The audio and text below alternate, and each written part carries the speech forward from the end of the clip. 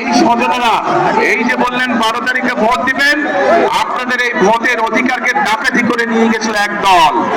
তাদের কাছ থেকে উদ্ধার করার জন্য বিএনপি সহ বহু দলের নেতাকর্মী, বহু সাধারণ মানুষ এই স্বৈরাচারের সময় জীবন দিয়েছে, অত্যাচার নির্যাতনের শিকার হয়েছে, কেস কাচারির শিকার হয়েছে।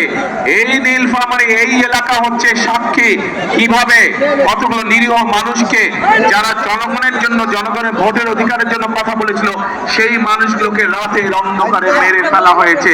এই এলাকার মানুষ সাক্ষী তার। প্রিয় ভাই বোনেরা, 12 তারিখ নির্বাচন। এই নির্বাচনে ইনশাআল্লাহ বাংলাদেশের মানুষ তারা আবার ভোট দিবে, ভোট দিয়ে তাদের প্রতিনিধিকে নির্বাচিত করবে। কিন্তু শুধু ভোট দিলেই, কিন্তু শুধু ভোট দিলে চলবে না।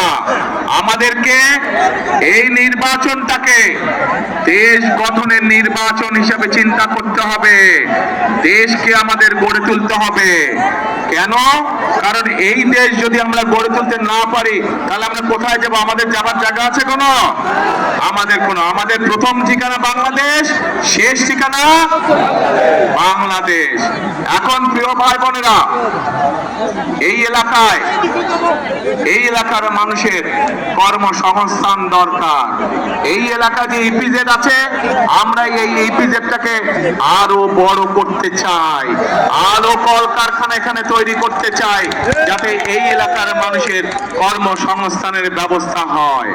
প্রিয় ভাই বোনেরা, শুধু তাই নয়, আমাদের ছেলে মেয়েদেরকে তাদেরকে আমরা ট্রেনিং দিতে চাই, এবং সেই জন্য এই এলাকায় আমরা বিভিন্ন প্রশিক্ষণ কেন্দ্র তৈরি করতে চাই, যেখানে এই এলাকার ছেলেমেয়েরা, নীলফামারী বলেন, সৈয়দপুর বলেন, কিশোরগঞ্জ বলেন, এলাকার ছেলেমেয়েরা বিভিন্ন বিষয়ে ট্রেনিং গ্রহণ করবে এবং দক্ষ শ্রমিকে তারা পরিণত হবে, যাতে করে হয় তারা নিজেদের ব্যবসা বাণিজ্য তৈরি করতে পারে, অথবা বিদেশে চাকরি বাকরির ব্যবস্থা করতে পারে, চাকরি বাকরির যাতে সহজ হয়। এখন প্রিয় ভাই বোনেরা, শুধু তাই নয়, নিশ্চয়ই আপনারা শুনেছেন যে 12 তারিখের নির্বাচনে ইনশাআল্লাহ বিএনপি সরকার গঠন করলে, ধানের শীষ জয়যুক্ত হলে, আমরা এই দেশের মা বোনদেরকে, এই দেশের গৃহিণীদেরকে আমরা অর্থনৈতিকভাবে স্বাবলম্বী করে তুলতে চাই। কিভাবে? আমরা প্রত্যেকটি নারীর কাছে, যেই ধর্মেরই হোক না, সকল ধর্মের, সে যদি বাংলাদেশের একজন মা হয়ে থাকে, সে যদি বাংলাদেশের একজন গৃহিণী হয়ে থাকে, আমরা তার কাছে ফ্যামিলি কার্ড পৌঁছে দিতে চাই। যেই ফ্যামিলি কার্ডের মাধ্যমে প্রত্যেকটি খেটে খাওয়া প্রত্যেকটি পরিবারের মা প্রতি মাসে সরকারের পক্ষ থেকে একটি সহযোগিতা পাবে। প্রিয় ভাই বোনেরা, আমরা কৃষকদের জন্য পরিকল্পনা গ্রহণ করেছি। এই এলাকাটা হচ্ছে কৃষি প্রধান একটি এলাকা, এলাকার বহু মানুষ কৃষির সাথে জড়িত, সেই জন্য বহু কৃষক ভাই আছে। এই কৃষকরা যদি ভালো থাকে, বাংলাদেশের মানুষ ভালো থাকবে, এবং কৃষকরা যাতে ভালো থাকে, তারা যাতে সহজে কৃষিজাত দ্রব্য, বীজ, সার, কীটনাশক ওষুধ তার প্রয়োজন মতন পেতে পারে, সেই জন্য আমরা কৃষক ভাইদেরকে কৃষি কার্ড পৌঁছে দিতে চাই, যার মাধ্যমে সে সহজেই কৃষি ঋণ পেতে পারবে, যার মাধ্যমে সে সহজেই তার প্রয়োজনে কীটনাশক ওষুধ, বীজ, সার সবকিছু পাবে। শুধু তাই নয় প্রিয় ভাই বোনেরা, আমরা সিদ্ধান্ত গ্রহণ করেছি 12 তারিখে আপনাদের ভোটে ইনশাআল্লাহ আল্লাহর রহমতে বিএনপি সরকার গঠন করলে আমরা সারা বাংলাদেশে, নীলফামারীতে অবশ্যই সারা বাংলাদেশে কৃষকদের 10,000 টাকা পর্যন্ত কৃষি লোন সুদ সহ আমরা মওকুফ করবো ইনশাআল্লাহ। এখন প্রিয় ভাই বোনেরা, আমরা সিদ্ধান্ত গ্রহণ করেছি যে আমরা আমাদের এই সমাজে এক শ্রেণীর মানুষ আছে যাদের অবদান আমাদের জন্ম থেকে মৃত্যু পর্যন্ত। এই মানুষগুলো কারা? এই মানুষগুলো হচ্ছে আমাদের মসজিদ মাদ্রাসার ইমাম সাহেব, খতিব সাহেব, মুয়াজ্জিম সাহেব সহ অন্য ধর্মের যারা ধর্মগুরু আছেন, সেই মানুষগুলো যারা আমাদেরকে বিভিন্ন সময় আমাদের চলার পথে, জীবনে চলার পথে আমাদেরকে বিভিন্ন সময় ভালো ভালো পরামর্শ দেন। এই মানুষগুলো অনেকেই অনেক মানবতার জীবন যাপন করেন। ইনশাল্লাহ বিএনপি সরকার গঠন করলে পরে 12 তারিখে ধানের শীষ বিজয় হলে পরে আমরা এইসব ধর্মীয় মানুষ যারা আছেন তাদেরকে আমরা সরকারের পক্ষ থেকে সম্মানের ব্যবস্থা করতে চাই, যাতে করে তারা একটি সম্মানজনক জীবন যাপন করতে পারেন।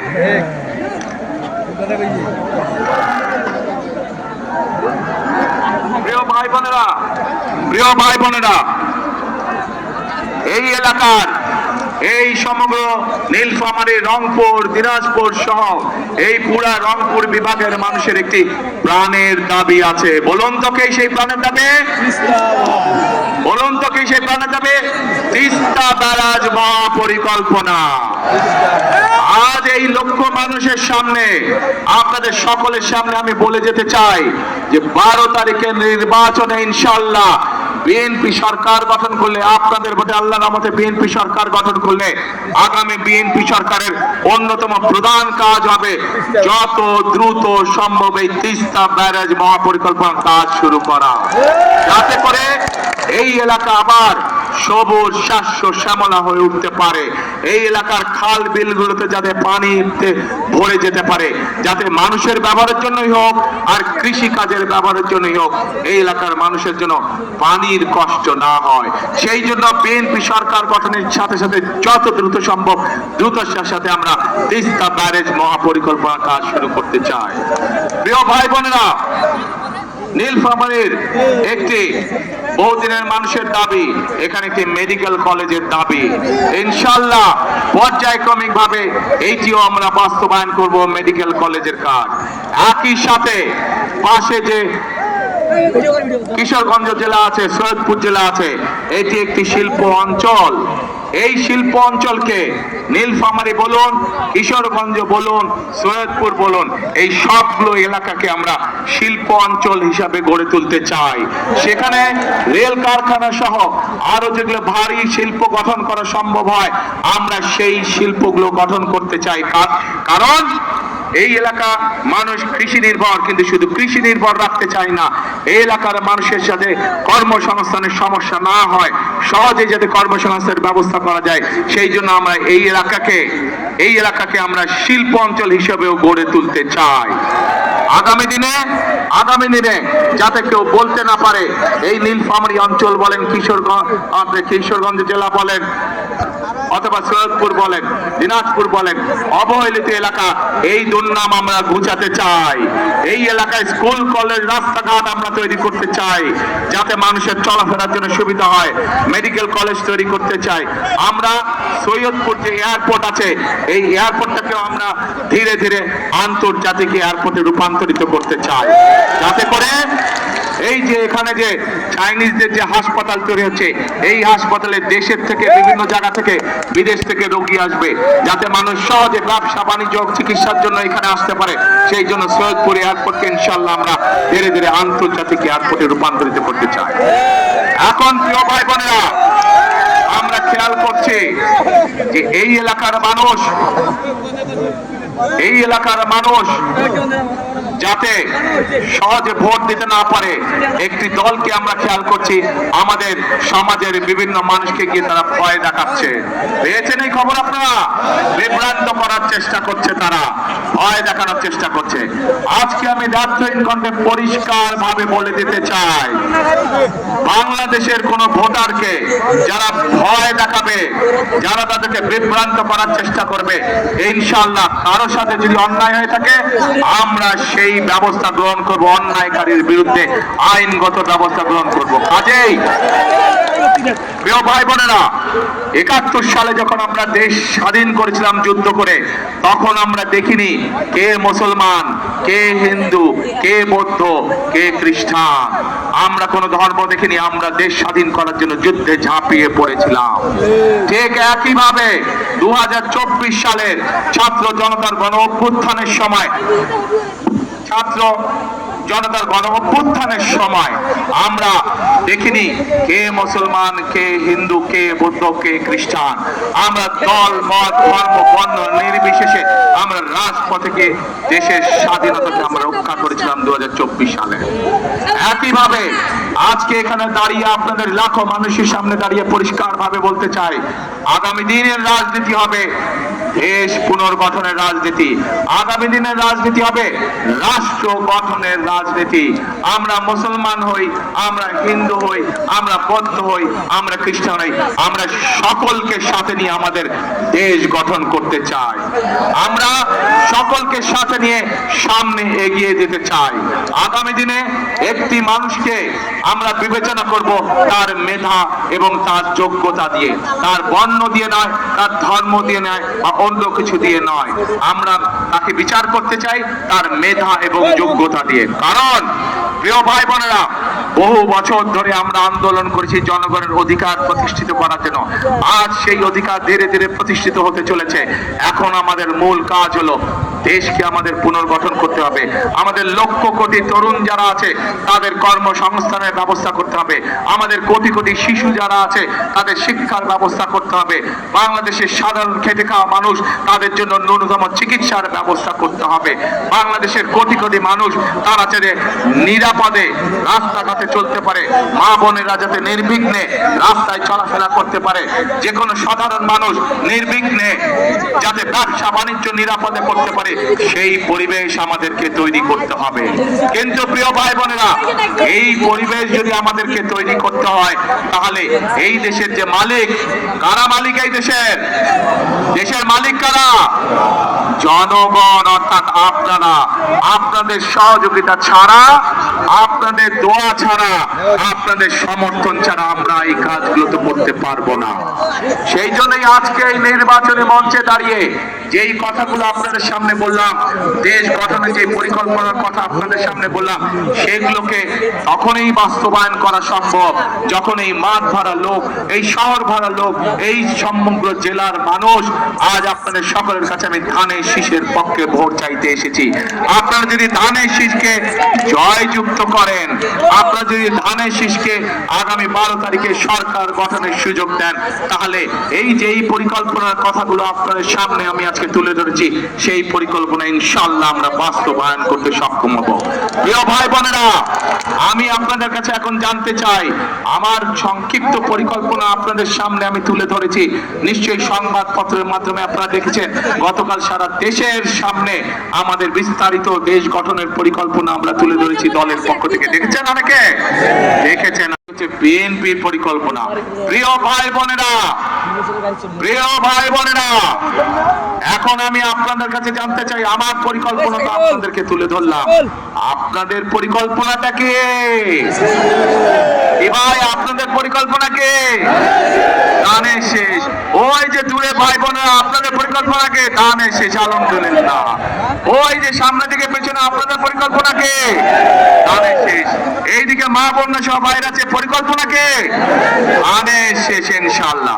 প্রিয় ভাই বোনেরা, নিশ্চয়ই অনেকের মনে আছে যে এর আগে যখন আমি দেশে ছিলাম, বিদেশ চলে যেতে যখন বাধ্য হয়েছিলাম, সেই সময় শীতের সময় আমি এসেছি।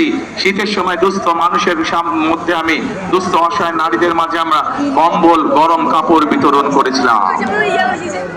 তারপরে বহু বছর আসার সুযোগ পাইনি। আজকে আল্লাহর রহমতে আলহামদুলিল্লাহ বহু বছর পরে আবার নীলফামারীর মাটিতে আপনাদের সামনে উপস্থিত হতে পেরেছি।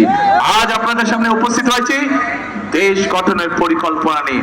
আজ আপনাদের সামনে উপস্থিত হয়েছি দেশ গঠনের শপথ নিয়ে। আজ আপনাদের সাথে উপস্থিত হয়েছি কাঁধে কাঁধ মিলিয়ে আমাদের এই প্রিয় মাতৃভূমি বাংলাদেশকে গড়ে তোলার জন্য। প্রিয় ভাই বোনেরা, আজকে আমাদেরকে সতর্ক থাকতে হবে। সতর্ক এই জন্য থাকতে হবে, গত এক যুগেরও বেশি সময় ধরে যেভাবে বাংলাদেশের মানুষের কথা বলার অধিকারকে কেড়ে নেওয়া হয়েছিল, বাংলাদেশের মানুষের ভোটের অধিকারকে যারা কেড়ে নিয়েছিল, তারা তো দেশ থেকে ছেড়ে পালিয়ে গিয়েছে। কিন্তু তাদেরই এক সহযাত্রী, তারা দেশে রয়ে গিয়েছে। বিভিন্ন সময় তারা দেশ স্বাধীনের পর থেকে, দেশ স্বাধীনের আগে থেকে বিভিন্ন সময় তারা বিভিন্ন রূপ ধারণ করেছে। এই রূপ ধারণকারী, বহু রূপ ধারণকারী তারা আজকে বিভিন্ন জায়গায় বিভিন্ন ষড়যন্ত্রে লিপ্ত হয়েছে। কারণ তারা বুঝে গিয়েছে সারা বাংলাদেশের মানুষ ধানের শীষের পক্ষে রায় দেওয়ার সিদ্ধান্ত নিয়েছে। সেই জন্যই তারা বিভিন্ন ষড়যন্ত্রে লিপ্ত হয়েছে। পত্রিকার পাতায়, বিভিন্ন সংবাদ মাধ্যমে আমরা দেখেছি তারা মা বোনদেরকে গিয়ে বিভ্রান্ত করছে, তাদের এনআই কার্ড নাম্বার নিচ্ছে, তাদের বিকাশ নাম্বার নিচ্ছে। ভিন্ন ধর্মের মানুষ যারা আছেন তাদেরকে গিয়ে বিভিন্ন ভাবে হুমকি ধমকি দিচ্ছে। পরিষ্কার ভাবে বলে দিতে চাই, একটু আগে যেভাবে বলেছি 71 সালে আমরা সকল ভাই বোন, সকল ধর্মের ভাই বোনরা ঐক্যবদ্ধ থেকে দেশকে স্বাধীন করেছি। 2024 সালের গণ অভ্যুত্থানে আমরা সকল ধর্মের ভাই বোনেরা ঐক্যবদ্ধ থেকে স্বাধীনতাকে রক্ষা করেছি। ইনশাআল্লাহ আমরা সকল ধর্মের ভাই বোনেরা ঐক্যবদ্ধ ভাবে এই 12 তারিখের নির্বাচনে যারা ষড়যন্ত্র করবে তাদেরকে আমরা দাঁত ভাঙা জবাব দেবো ইনশাআল্লাহ। প্রিয় ভাই বোনেরা, সামনে লক্ষ্য, সামনে উদ্দেশ্য একটাই। আজ এখানে দাঁড়িয়ে হয়তো আপনাদের সামনে আমি রাজনৈতিক প্রতিপক্ষ সম্পর্কে অনেক কথা বলতে পারতাম, কিন্তু ওইসব কথা বললে কি জনগণের কোনো উপকার হতো? মানুষের উপকার। মানুষ জানতে চায়, মানুষ জানতে চায় যে কোন রাজনৈতিক দল তাদের জন্য কি করবে, দেশ গঠনে কি কাজ করবে, মানুষের জীবন যাত্রা পরিবর্তনের জন্য কি কাজ করবে, মানুষ এটাই জানতে চায়। আজ একমাত্র বিএনপি একমাত্র দল যারা পরিষ্কার ভাবে দেশের মানুষের সামনে তুলে ধরতে সক্ষম হয়েছে যে বিএনপি মা বোনদের জন্য, নারীদের জন্য কি করবে, বিএনপি কৃষকদের জন্য কি করবে, বিএনপি তরুণ যুবকদের জন্য কি করবে, তরুণদের জন্য কি করবে, বিএনপি আগামী দিনের ভবিষ্যৎ শিশুদের শিক্ষা ব্যবস্থা কি করবে, বিএনপি এই দেশের মানুষের স্বাস্থ্য ব্যবস্থা সম্পর্কে কি করবে, সকল পরিকল্পনা বিএনপি জাতির সামনে উপস্থাপন করেছে। প্রিয় ভাই বোনেরা, আজ কাজ একটাই, আমাদেরকে দেশ গঠনের কাজে মনোনিবেশ করতে হবে, আমাদেরকে দেশ গঠনের কাজে শপথ গ্রহণ করতে হবে। আজকের এই জনসভা আমাদের দেশ গঠনের শপথ হোক, আজকের এই জনসভা আমাদের আগামী দিনে দেশ গঠনের প্রতিজ্ঞা হোক। আছেন নাকি আপনারা আমার সাথে? দেশ গঠনে কারা কারা আছেন আমার সাথে? হাত তুলেন দেখি। আগামী দিনে দেশ গঠনে কারা কারা আছেন? আলহামদুলিল্লাহ, আলহামদুলিল্লাহ, আলহামদুলিল্লাহ।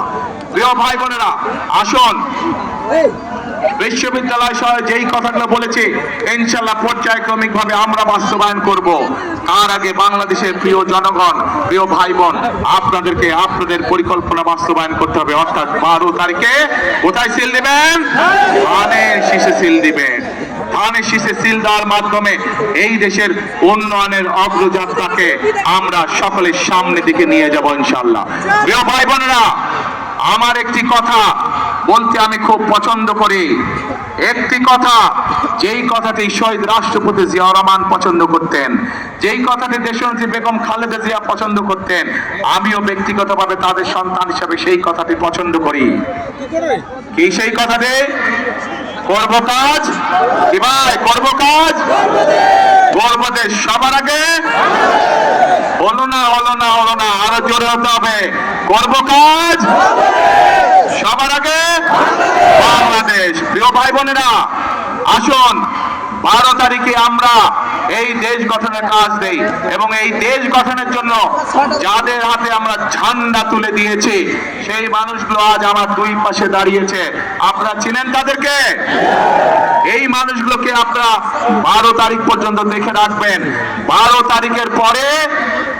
তারিখের পরে এই মানুষগুলোর দায়িত্ব হবে আপনাদের সাথে থাকা, এলাকার উন্নয়ন করা, আপনাদের উন্নয়ন করা, আপনাদের বিপদে আপদে পাশে থাকা। 12 তারিখে এদেরকে জয়যুক্ত করে আনবেন ইনশাআল্লাহ এবং 12 তারিখ থেকে পরবর্তী 5 বছর পর্যন্ত এরা প্রত্যেকটা মানুষ সার্বক্ষণিক জনগণের সেবার কাজে রত থাকবে ইনশাআল্লাহ। আজ এখানে আমাদের সাথে 3 জন ধানের শীষ আছে এবং আমাদের এক ভাই খেজুর গাছ এখানে আছেন, উনিও আন্দোলন সংগ্রামে আমাদের সাথে ছিলেন। কাজেই আমাদের দায়িত্ব হচ্ছে, একটু আগে যেমন বলেছি, দল মত ধর্ম বর্ণ নির্বিশেষে আমরা একসাথে দেশ করব, ঠিক একইভাবে ধানের শীষের পাশাপাশি আমাদের খেজুর গাছে যে প্রার্থী আছে তাকেও আপনারা দেখে রাখবেন। এই মানুষটিকে সাথে নিয়েও আমরা ইনশাআল্লাহ দেশ গঠনের কাজে হাত দিব। প্রিয় ভাই বোনেরা, আরেকটি কাজ করতে চাই। যখন তিস্তা প্রকল্পের কাজ শুরু করব ইনশাআল্লাহ, তখন এসে বিভিন্ন খাল খননের কাজ আমি শুরু করতে চাই আপনাদের সাথে নিয়ে। কে কে আছেন আমার সাথে খাল খননে যাবেন? সেদিন কিন্তু আমি চাই আপনাদেরকে খাল খননে আমার পাশে থাকবেন তো ইনশাআল্লাহ। আসুন আমরা আল্লাহর কাছে দোয়া করি যাতে আল্লাহ আমাদেরকে যে সকল পরিকল্পনা আমরা এলাকার জন্য, দেশের জন্য, মানুষের জন্য গ্রহণ করেছি, সেই সকল পরিকল্পনা যাতে আল্লাহ তাআলা আমাদেরকে বাস্তবায়ন করার সুযোগ দেন। আল্লাহ হাফেজ। বাংলাদেশ জিন্দাবাদ, বাংলাদেশ জাতীয়তাবাদী জিন্দাবাদ। শেষের কথা আবার, গর্ব কাজ, গর্ব দেশ, সবার আগে বাংলাদেশ। আসসালামু আলাইকুম।